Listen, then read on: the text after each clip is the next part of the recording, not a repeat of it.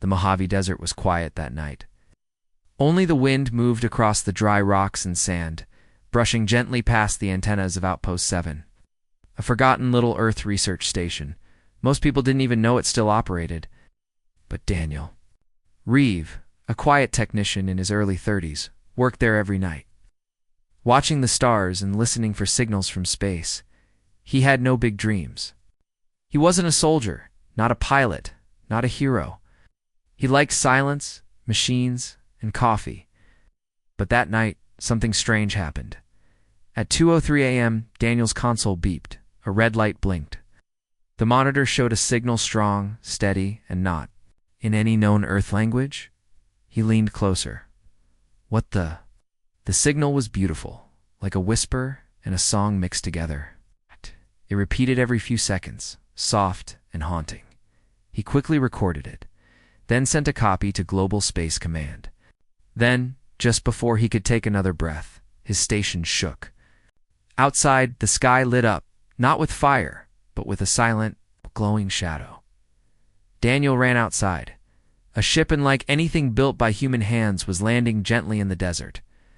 Only a few hundred meters away, it was long and smooth, shaped like a crescent moon, dark like obsidian, but shimmering under the stars. No flames, no engines, no sound, just presence. His heart raced, took a step back, but something inside him whispered, "Stay." Then the ship opened. From its center, a platform, lowered to the sand. And then she appeared. A tall, graceful figure walked down slowly. She wasn't armored. She wasn't carrying weapons. She wore a flowing silver-blue robe that danced with the wind. Her skin had a soft shimmer, pale but glowing gently under the moonlight. Her eyes were deep violet, glowing like twin stars. Daniel didn't move. She walked straight toward him, step by step. The wind stopped. The night went still. She stood only inches from him now, taller than any woman he had ever met, but not threatening. Her face was calm. Her eyes were kind. She looked at him like she had known him forever. Then she spoke. "Daniel Reeve," she said, her voice smooth and melodic, as if the stars themselves were speaking. Daniel's eyes widened. How do you know my name? Instead, she stepped forward and embraced him not coldly, not carefully, but gently, like someone finding something they had lost long ago. Her arms wrapped around him, her body was warm. She smelled like rain on metal and flowers in spring then. She whispered, softly in his ear, "At last, I've found you, my human." Daniel stood frozen. The Didano stood frozen. She pulled back slightly, looking into his eyes with a strange sadness. "You don't remember me yet," she said, gently, "but you will." "What, are you?" he asked, his voice barely a whisper. "I am Sahari, queen of the Zenari. You carry something I lost, a piece of memory, a piece of home. I'm just a technician," she smiled faintly. "No, you are much more than that. You were chosen. Before you were even born, lights appeared in the sky, military jets, drones, and flashing warnings. Earth's defense systems had detected the ship. Alarms began to echo across the desert. Sayari turned her head calmly, watching the flashing lights above. She looked back at Daniel. "They'll come for me, and for you," she said. "But we can't stay here." The ground below her shimmered, and a circular platform rose from beneath the sand. She reached out her hand. "Come with me, Daniel. If you want answers, Rial, ones you must trust me now." He hesitated. "Ow!" Jets roared above. Sirens screamed louder. He looked at her hand, then at her eyes. For some reason, even with all the fear in his heart, he didn't feel danger. He felt something else, familiarity, like she was someone he once knew in a dream or a lifelong past. He took her hand. The platform rose, smooth and silent, lifting them back into the alien ship. As the hatch closed behind them, Daniel looked down at the desert one last time. The Earth he knew was behind him now. Inside the ship, everything glowed soft blue and silver. Didn't feel like a machine, it felt alive, like it was breathing quietly around him. Sayari led him down a hallway filled with floating symbols and lights that responded to her presence. The ship welcomed her like a returning queen. "Where are we going?" Daniel asked. "Home? She?" said Anne to the truth. He didn't know what that meant. But something inside him whispered that this was only the beginning, far behind them. Earth sent warning signals and scrambled fleets, but none of that mattered now because somewhere, across the stars, an ancient story was about to begin. A Gand, a quiet man from Earth, was now part of it. Daniel Reeves sat in silence as the alien ship moved through space. It made no noise, no shaking, no flashing lights. It simply drifted forward like it had always belonged in the stars. But Daniel didn't feel like he belonged here. He stared out. The large curved window, watching Earth grow smaller and smaller behind him. He still couldn't believe what had happened. Just hours ago, he was drinking cold coffee at his dusty outpost. Now he was flying beside an alien queen who knew his name before he even said it. She sat across from him in a round room that felt more like a garden than a control center. Strange blue vines glowed faintly on the walls. The floor felt soft, not metal, but something warm and smooth under his boots. Floating lights moved in the air like quiet fireflies. The Queen Sari watched him with calm eyes. She hadn't spoken for a while, as if waiting for him to breathe again. Finally, Daniel spoke. "You said I carry something you lost. What does that mean?" Sari nodded, folding her hands gently in her lap. "You hold a fragment of Zenari memory, a core piece." Onwell frowned. "I don't understand. I'm human. I was born on Earth. I've never been off planet in my life." "And yet," she said softly, "your DNA tells a different story." Daniel blinked. "My DNA?" Sawari stood and moved to a glowing pillar. She touched it, and the lights in the room shifted. A floating image appeared between them, a golden spiral of data, wrapped in waves of light. "This is your genetic code," Sayari said. "But buried deep within it is a strand not native to Earth." She looked at him with quiet intensity. "It is Zenari." Daniel stared at the image, confused. "That's not possible." "Years ago," she began, "a Zenari exploration ship crashed on Earth. It carried a memory core and artifact containing the thoughts, history, and guidance of our royal bloodline.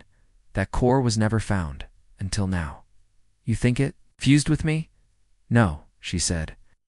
"I think someone hid it inside you. Someone who knew you would be important one day." Daniel felt cold. But why me? She paused, then stepped closer. "Because the Zenari people once believed that emotion was weakness. But in our final years, we realized our mistake. They began to create something new, something alive, with heart and mind together. We needed a vessel who could carry that change." She looked directly into his eyes. "We needed you." Daniel sat down, his head spinning. "So what, do you think I'm some kind of chosen one?" "No," Sayari said. "I don't believe in chosen ones. I believe in connections. I know you were connected to Meal before this day." He was quiet for a while. The thought scared him. What if she was lying? What if he was just some experiment? "You're saying I'm not fully human?" Sayari shook her head. "No, you are fully human. But your blood carries a message older than your world's machines. A message written in memory, not control." Daniel looked away. He didn't know what to feel. Part of him wanted to run back to Earth, to pretend none of this ever happened. But another part, deep and quiet, felt like a door had opened. A door he didn't know existed until now. Suddenly, the lights flickered red. A new sound filled the ship, low and sharp, like a bell echoing underwater. Sarai stood quickly and placed her hand on the wall. Screen appeared. A sleek black ship appeared on it, smaller than theirs, but fast. It had no flags, no signals, just deadly purpose. "Karnari hunters," she said quietly. "They've found us." "Who?" Daniel asked. "Standing now. The Karnari Empire. They want what's inside you. They want the memory core, and they will tear your mind apart to get it. Can't we run? I'll try. But if they board us, I need you to stay hidden." The ship began to move faster. Outside the window, stars stretched into lines. Sayari's ship pulsed with life, shifting form slightly as it moved through a narrow space tunnel. Daniel watched as Sayari gave orders in her language.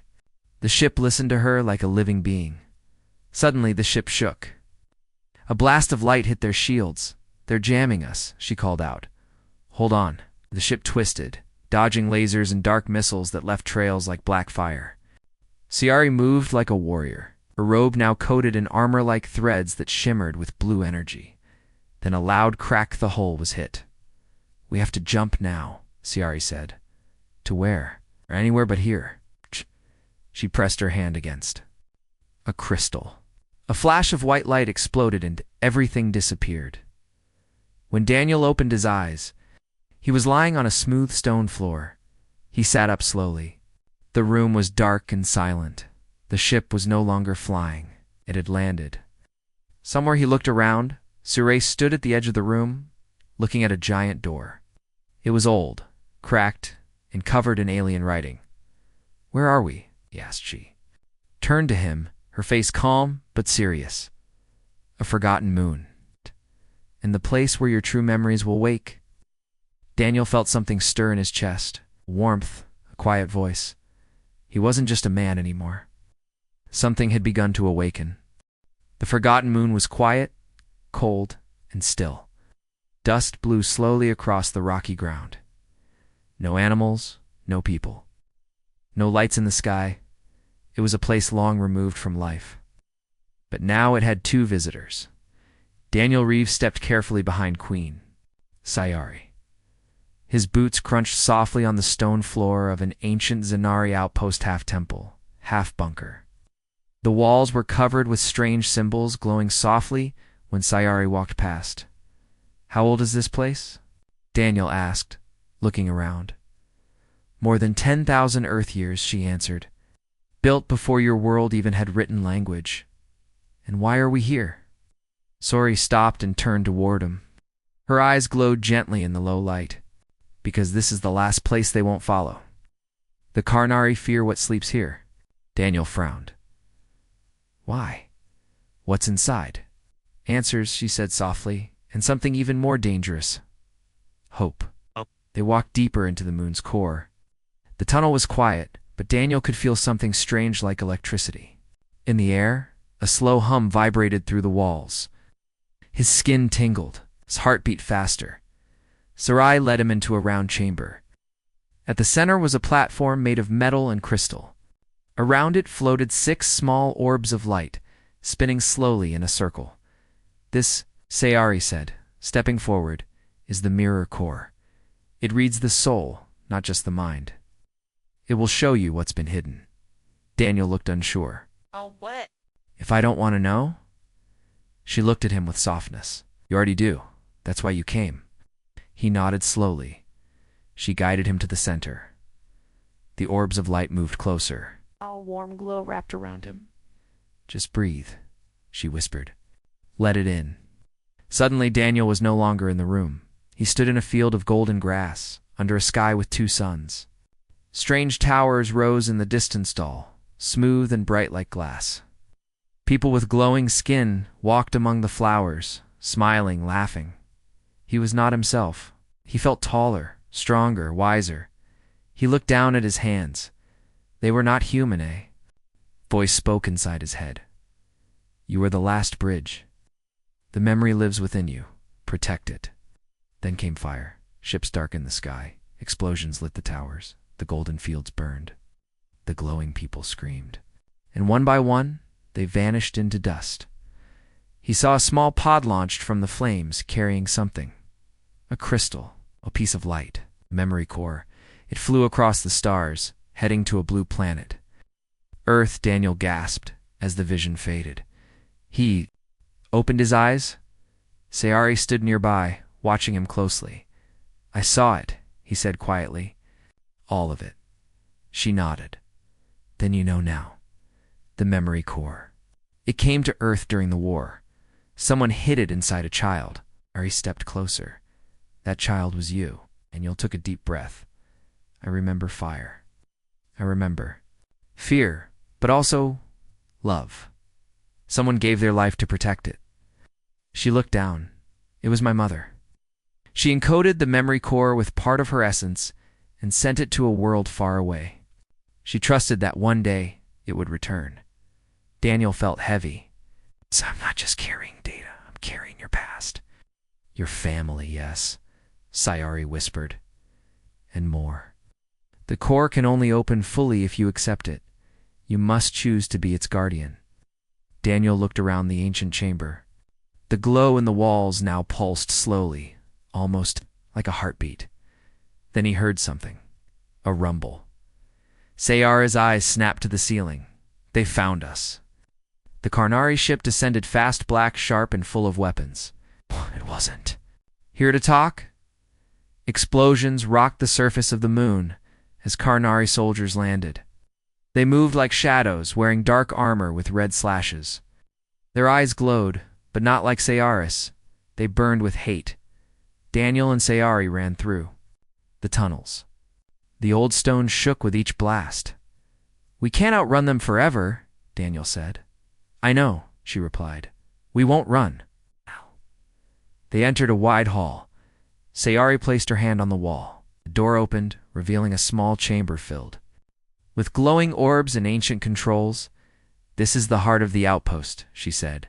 If I connect to it, I can trigger the defense grid. But I need time. Daniel nodded.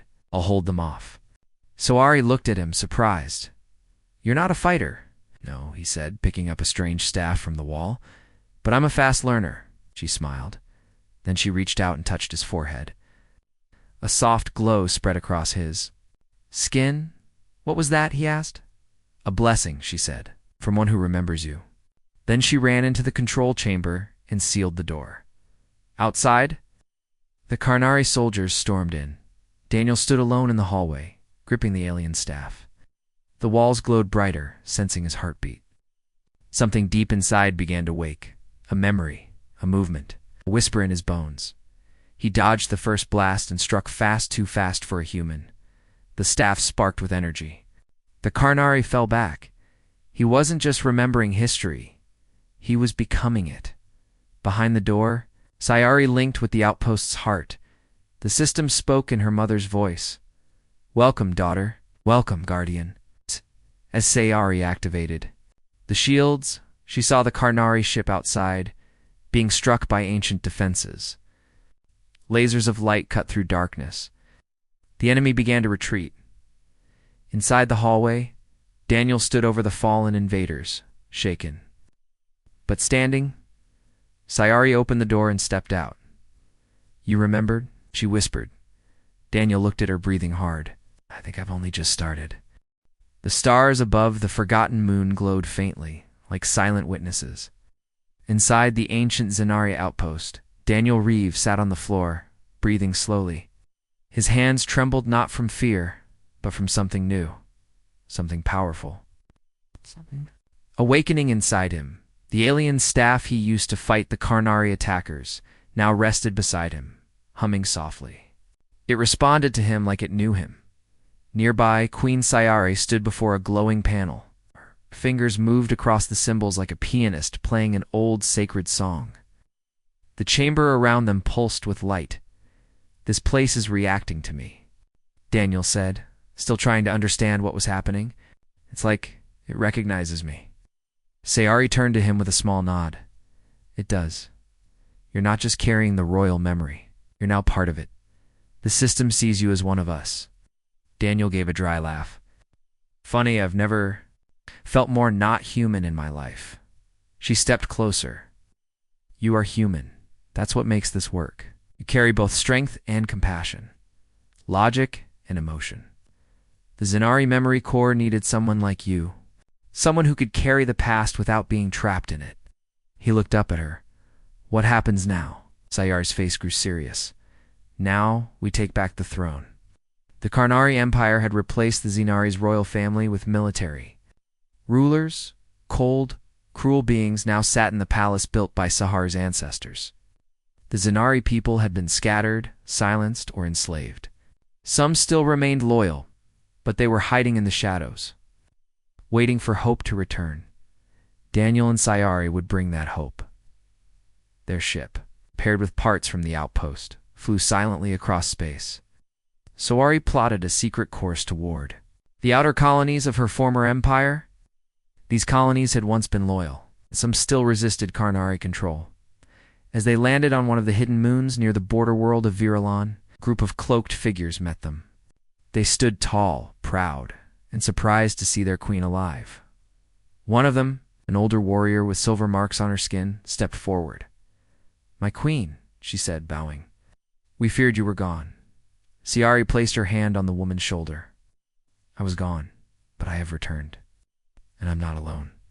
She stepped aside, revealing Daniel. The warriors looked at him with confusion. "He's human." One of them whispered, "He's more," Sayari said. "He carries the memory core and my mother's final command." The warrior leader looked into Daniel's eyes. She saw something there. Something old. Something true. She bowed to him. "Then we follow." Over the next few days, Sayori and Daniel moved from moon to moon, planet to planet, gathering loyalists. The Zenari people began to rise against slowly but surely. Stories of the Queen's return spread like fire through the stars. Daniel, though unsure at first, grew into his new role. He didn't pretend to be a hero. He didn't give orders or act like royalty. People followed him anyway. They saw how he treated the soldiers, how he listened, how he fought when needed, and protected without question. The memory core gave him knowledge, yes, but it was his heart that earned trust. One night, Sayari found him sitting alone on the edge of the ship's observation deck. Staring into space, she sat beside him. "You're quiet. I've never led anything before," he said. "Not even a birthday party," she smiled. "And yet now you carry a galaxy's hope." He looked down. "Do you really believe I can help reclaim the throne?" She didn't answer with words. Instead, she placed her hand on his chest, over his heart. "It's not the throne that needs reclaiming," she whispered. "It's the soul of our people. And you remind them of what they lost." Daniel looked into her eyes. "So do you." Their hands remained there, together in silence. As the stars passed them by, finally, the day came. Their fleet of rebel ships, small but full of fire, moved toward Zareth Prime, the heart of the old Zenari Empire. Karnari defenses were strong, but not ready for a fight like this. Sayari stood on the bridge, wearing armor that shimmered with light. Daniel stood beside her, the staff in his hand, now bonded fully to his energy. "We take the palace," she said, "and we show the people we're still here." The battle began. In space, ships clashed like thunder. Inside the capital city, rebel forces surged through the streets. Zenari civilians came out of hiding, some helping, some just watching with. Wide eyes, Daniel and Sarai landed near the royal tower. Karnari guards rushed to stop them, but Daniel moved faster now. His strikes were guided by memory and instinct. Sarai fought like a dancer. Each movement precise and powerful, they broke through the defenses and entered the throne room. There sat the Karnari overlord Tal, armored and furious. "You should have died," he growled, "and you should have." "Known," Sayari said calmly, "that you cannot kill what carries memory." The fight was quick but fierce. Daniel and Sayari worked as one human and queen, memory and will. In the end, the overlord fell. The throne room grew silent. Sayari stepped forward and touched the royal seat. The palace lit up all across Zareth Prime. The old systems came alive. Lights, messages, and symbols returned. The people saw it. The queen had returned, and beside her stood a human one who had no crown but a heart that beat for truth. The throne room stood in perfect silence. Queen Sayari placed her hand on the glowing seat of her ancestors. The crystal throne responded instantly, rising in light. Soft blue waves flowed through the floor, reaching every part of the palace. The system accepted her return. The royal line had awakened. Beside her, Daniel Reeves stood still, his hands shaking slightly. His staff glowed with the same light that now pulsed through the walls. It wasn't just technology reacting to him. It was history. memory, spirit. But the moment of peace didn't last long. A deep, cold voice echoed through the hall. You should not have come back. From the shadows above, a giant screen lit up. A face appeared hard, gray, and cruel. Was Admiral Threx, one of the highest leaders of the Karnari Empire? His eyes were sharp, full of anger. You've started a war, Sayari, he said, and your human pet will die with you. Daniel clenched his jaw, but stayed quiet. Sayari stepped forward. You invaded our lands. You silenced our people. You destroyed my family. This was never your throne to take. Threx leaned forward. This was never your galaxy to lead. Then the screen went black. An alarm echoed through the city. There. Coming, Daniel said. A full fleet. Sayari turned to her guard commander, readied the defenses. Tell every rebel leader we hold the capital. The fight for the future had begun. Ships filled the sky. The Karnari Armada surrounded the planet like a net of metal and fire. They weren't here to scare. They were here to crush. On the surface, loyal Zanari warriors prepared for the battle. Civilians were taken underground. Old weapons were brought back to life, weapons powered not by machines, by memory and will. Daniel stood at the command center beside Sayari, helping with plans, scanning energy waves, and guiding communication. Though not a soldier, his human mind worked differently, more flexible, more creative. He found patterns that others missed, weak points that Karnari had ignored. We'll never match them in numbers. One of the commanders said, No, Daniel replied, but we don't need to win with numbers. We win with precision. As the battle began, the skies turned red and gold with fire. Karnari destroyers fired heavy blasts toward the palace. But ancient shields activated glowing blue domes that hadn't worked in years. The memory core inside Daniel gave power to those defenses, remembered, and it fought back. In the city streets, rebel units clashed with Karnari soldiers. The Zanari fought not just with weapons, but with unity. Families stood beside warriors. Elders healed the wounded with old knowledge. Children sent messages through glowing stones once thought. Useless, hope had returned, and hope is a dangerous thing for tyrants. On the front lines, Daniel took to the ground. He led a team toward the power towers on the eastern ridge. They fell. The palace shields would drop. He fought side by side with the rebels, using his staff like a blade of light. The deeper he moved, the more the memory inside him guided his hands. He wasn't just remembering anymore. He was becoming. Meanwhile, Sayari entered the central chamber of the throne tower, where the heart crystal pulsed. It was the soul of the Empire, the last piece of her mother's design. She placed her palm on it. The system spoke. Do you wish to activate the legacy command? Sayari hesitated. Will he survive it? The system answered. Only if he accepts who he truly is. She whispered, Then I trust him. Back in the field, Daniel reached the power towers, but Karnari reinforcements were already there. Blasts of energy struck the ground near his feet. His team fell back, but Daniel didn't run. He stepped forward, raised the staff, and closed his eyes. In that moment, the memory core inside him opened completely. Visions, feelings, and voices filled his mind, generations of Zinari leaders. Thinkers and dreamers, but also something else. His own voice, his own heart. He wasn't just carrying their past. He was writing their future. The staff burst with light. The enemy hesitated. Daniel moved faster than ever before, using light and memory like a storm. The Karnari soldiers fell back. The towers were secured. The city cheered. The shield held. Inside the throne tower, the heart crystal responded to Daniel's awakening. It changed color from blue to white and sent out a pulse across the planet. All Zinari felt it. All Karnari heard it. A message, simple and strong, repeated through the stars. We are not broken. We rise. Admiral Threx, watching from his ship, slammed his fist on the controls. Begin full bombardment. Karnari ships prepared to fire everything they had. But just as the first missiles, launched a second fleet arrived. Zenari allies from across the system's small colonies, long lost. Ships, even once neutral planets, had come to help. They saw the signal. They saw the light and they came. The Karnari were now surrounded. The battle turned in space. Ships clashed in brilliant waves of fire and metal. On the ground, Daniel returned to the palace. Armor cracked, breath heavy, but still standing. He met Zori at the top of the tower. "It's working," he said. She nodded. "Thanks to you?" He gave a tired smile. "Thanks to us."